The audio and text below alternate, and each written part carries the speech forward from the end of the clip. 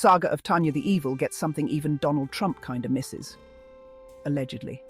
And that's the fact that you cannot make plans for peace when you're still drunk on the wine of victory.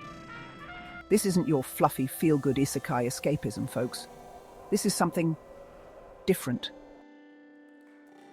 In 2017, Tanya the Evil, directed by Yutaka Uemura, blasted into the oversaturated Isekai genre with a darkness and complexity that's genuinely refreshing.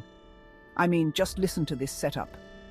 A ruthlessly pragmatic Japanese salaryman gets murdered. Classic Isekai start, right?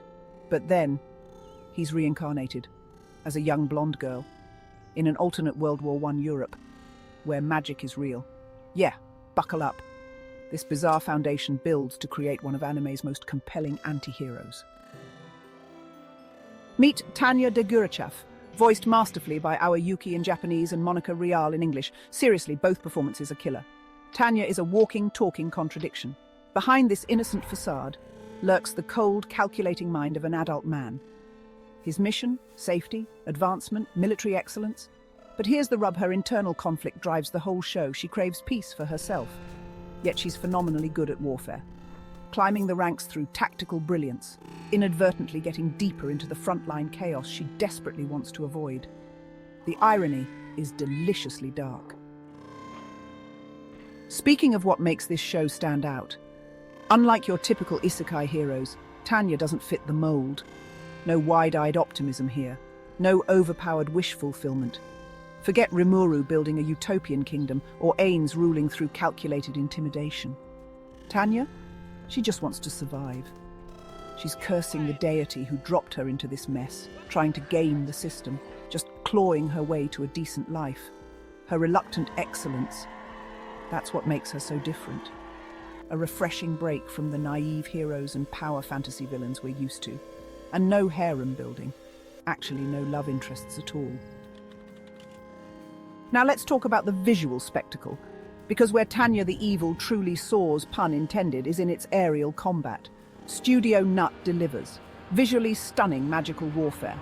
Meticulously choreographed battles blending World War I military aesthetics with supernatural firepower. You have to watch it to believe it. And the sound design? Chef's kiss. Completely immersive combat experiences. It's not just pretty to watch, it feels visceral.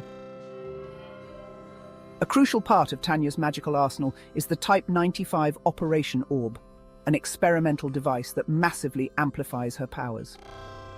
This isn't just some random magical trinket. It becomes the focal point in her ongoing battle with Being X, representing her struggle against fate and her refusal to submit to this so-called deity's control. Every time she uses it, she's forced to pray, a delicious irony for our atheist protagonist. Moving from the action to the setting, the world-building brilliant, alternate Europe that feels authentic, political machinations, military structure, it all clicks.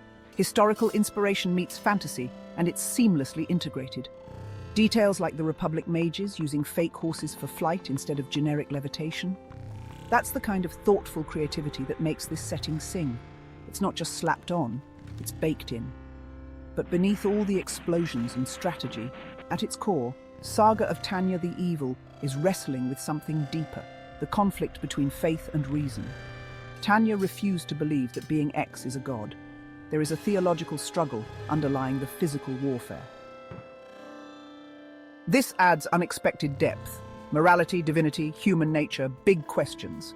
And the show doesn't give you easy answers. It makes you think. Of course, in the spirit of honest reviewing, okay, no anime is perfect. Tanya the Evil has flaws. Supporting characters, often overshadowed. Tanya dominates. Character designs. Some feel a bit generic. Pacing also occasionally stumbles.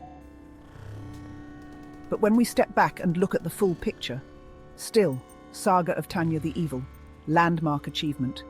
Military history, fantasy, psychological drama bridged with confidence. In an era of isekai blur, Tanya cuts through. Razor-sharp precision, uncommon intelligence, tired of protagonists who save the world with friendship or conquer it with brute force. Tanya offers something else. Survival, competence, becoming her own trap. It's not just good anime, it's a necessary counterpoint to the genre's excesses. Brilliant exploration of personal ambition versus forces beyond control. And if you enjoyed the series, the movie sequel takes things to another level.